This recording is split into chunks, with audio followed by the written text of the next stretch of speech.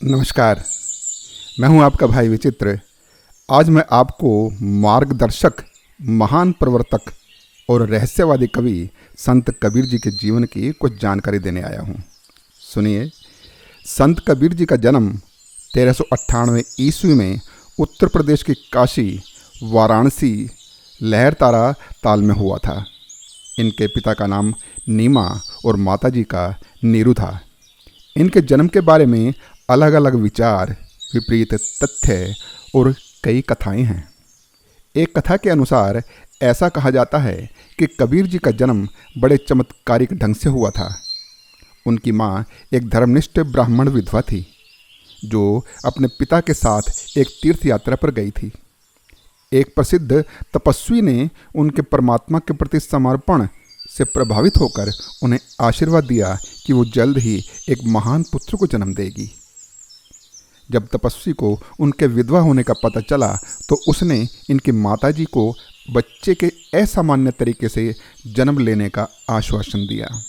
इसलिए कहते हैं कबीर जी ने अपनी माँ की हथेली से जन्म लिया, या यूं भी कहा जाता है कि वो प्रकट हुए। बदनामी से बचने के लिए इनकी माँ ने इन्हें एक मुस्लिम बुनकर नीरू को गोद दे दिया।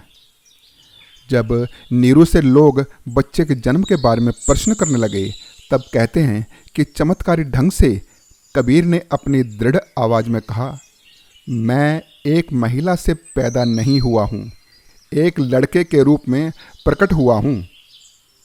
भले ही कबीर जी का जन्म सामान्य न हुआ हो, लेकिन इन दंत कथाओं से पता चलता है कि वो एक असाधारण और महत्वपूर्ण व्यक्ति थे।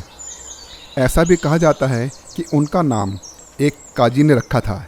इनका नाम रखने के लिए कई बार उन्होंने कुरान खोला और हर बार कबीर के नाम पर ही रुके, जिसका अर्थ होता है महान, जो ईश्वर या अल्लाह के अलावा और किसी के लिए प्रयोग नहीं होता। कबीरा तू ही कबीर तू, तोरे नाम कबीर, राम रतन तब पाए जड़, पहले तजह शरीर। अर्थात आप महान हैं, आप कबीर हैं, आपका नाम कबीर है। राम जैसे रत्न को तभी पाओगे जब अपने शरीर का मोह त्याग दोगे। कबीर जी 15वीं सदी के भारतीय रहस्यवादी कवि और संत कहे जाते हैं। ये हिंदी साहित्य के भक्तिकालीन युग में ईश्वर की भक्ति के लिए एक महान प्रवर्तक के रूप में उभरे। इनकी रचनाओं ने हिंदी प्रदेश के भक्ति आंदोलन को गहरे स्तर तक प्रभावित किया। इनकी रचनाओं को सिखों के आदि ग्रंथ में भी स्थान मिला है। अपनी कविताओं में कबीर जी ने खुद को जुलाहा और कोरी कहा है। दोनों शब्दों का अर्थ निचली जाति के बुनकर से है। उन्होंने खुद को पूरी तरह से हिंदुओं या पूरी तरह से मुसलमानों के साथ नहीं जोड़ा। जोगी गोरख गोरख करें, हिंदू राम न उखराए, मुसलमान कहें एक खुदा, कबीरा को स्वामी घट घट रहो समाए। अर्थात जोगी गोरख कहते हैं, हिंदू राम का नाम जपते हैं, मुसलमान कहते हैं कि अल्लाह एक है, लेकिन कबीर का स्वामी, कबीर का भगवान तो हर जीव में समाया हुआ है। कबीर जी ने कोई औपचारिक शिक्षा नहीं ली। उन्हें एक बुनकर के रूप में प्रशिक्षित भी नहीं किया गया था। बस अपने पिता नीमा के साथ हाथ बटाते बटाते ये काम सीख गए। उनका मन पूरी तरह से इस पेशे में नहीं था। उनकी कविताएं रूपकों को बुनती हैं। वो सत्य की खोज में एक आध्यात्मिक यात्रा पर भी गए थे, जो उनकी कविताओं में स्पष्ट रूप से प्रकट होता है। ताना बाना सबू तज्यो है कबीर, हरि का नाम लख लयो शरीर। अर्थात कबीर ने कताई और बुनाई का सारा काम त्याग दिया है, हरि का नाम अपने संपूर्ण शरीर पर लिख लिया है। कबीर जी वाराणसी के प्रसिद्ध संत रामानंद जी के शिष्य बनना चाहते थे, परंतु उन्होंने कबीर को अपना शिष्य नहीं बनाया। तो कबीर जी ने मन में ठान लिया कि वो किसी भी तरह से संत रामानंद जी के गुप्त मंत्र को जान लेंगे और उनकी दीक्षा का पालन करेंगे। संत रामानंद जी बहुत सवेरे वाराणसी के एक निश्चित घाट पर नियमित रूप से स्नान करने जाते थे। एक दिन बहुत सवेरे कबीर जी अंधेरे में वहाँ जाकर बैठ गए। और उनके आने का इंतजार करने लगे। जब कबीर जी ने रामानंद जी को आते देखा तो वो उनके रास्ते में उस घाट की सीढ़ियों पर लेट गए। रामानंद इन्हें लेटा हुआ देख नहीं पाए तो उनके पैर से इन्हें ठोकर लग गई और उनके मुंह से राम राम शब्द निकल गया। कबीर जी को अपने गुरुजी से गुप्त मंत्र राम राम मिल गया, तो इस मंत्र को मन में धारण कर वो इसका सिमरण करने लगे। बाद में संत रामानंद जी ने इन्हें अपने शिष्य के रूप में स्वीकार कर लिया था। कहा जाता है कि एक सूफी पीर शेख तक्की भी कबीर जी के शिक्षक रहे थे। कबीर जी की रचनाओं में सूफी प्रभाव भी काफ़ी स्पष्ट है। कबीर जी का विवाह लोई नाम की एक महिला से हुआ था। उनके 2 संतानें थीं, बेटा कमल और एक बेटी कमली। कबीर जी का आध्यात्मिकता से गहरा संबंध था। वे एक ईश्वर में विश्वास रखते थे।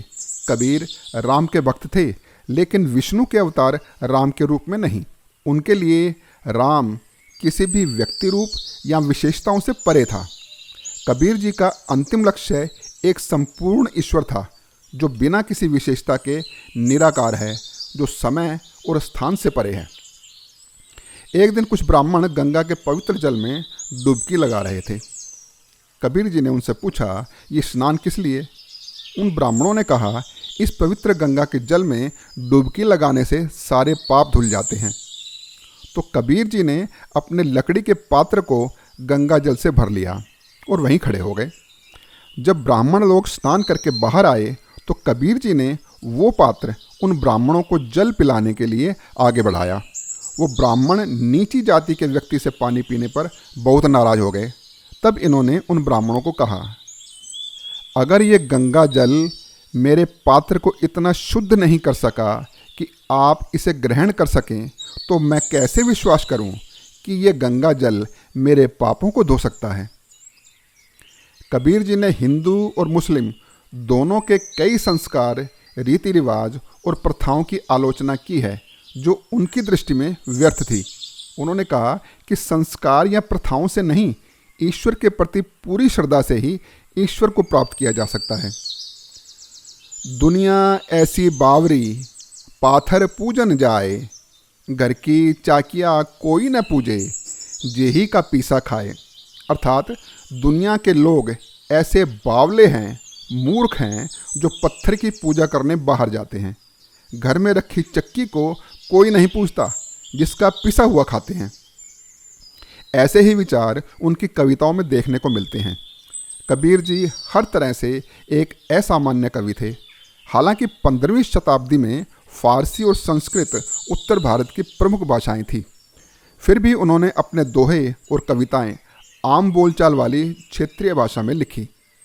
उनकी कविताओं में हिंदी, खड़ी बोली, पंजाबी, भोजपुरी, उर्दू, फारसी और मारवाड़ी का मिश्रण है।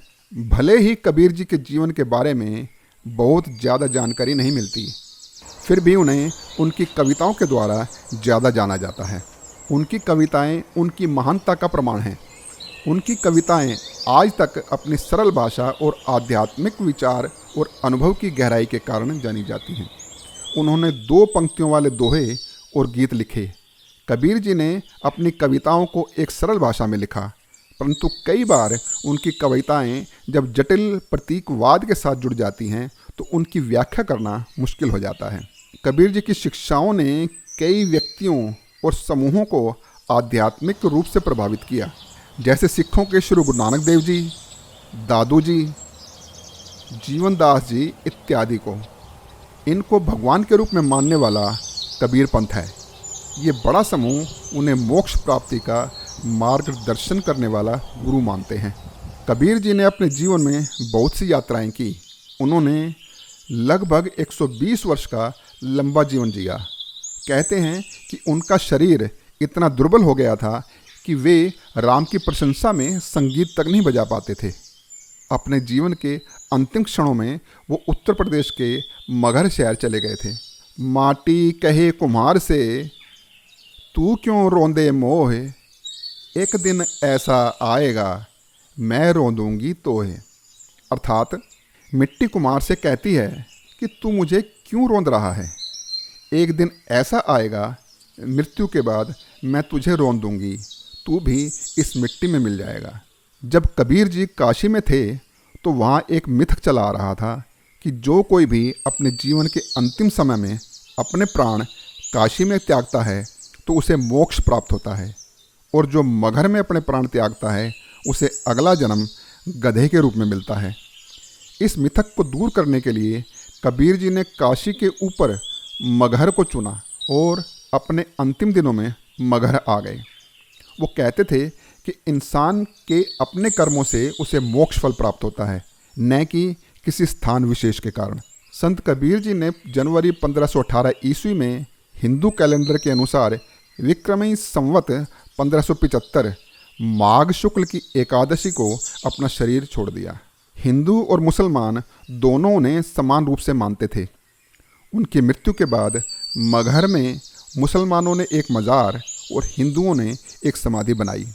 प्रत्येक 14 जनवरी मकर संक्रांति को यहाँ एक वार्षिक त्यौहार आयोजित किया जाता है, जिसमें सभी धर्मों के लोग मज़ार और समाधि के एक ओर खड़े होकर इन्हें याद करते हैं। तो ये थी महान प्रवर्तक और रहस्यवादी कवि संत कबीर जी के जीवन की कुछ जानकारी। आपको कैसी लगी बताइएगा। आपसे मिलने वाले प्यार का बहुत बहुत धन्यवाद। नमस्कार।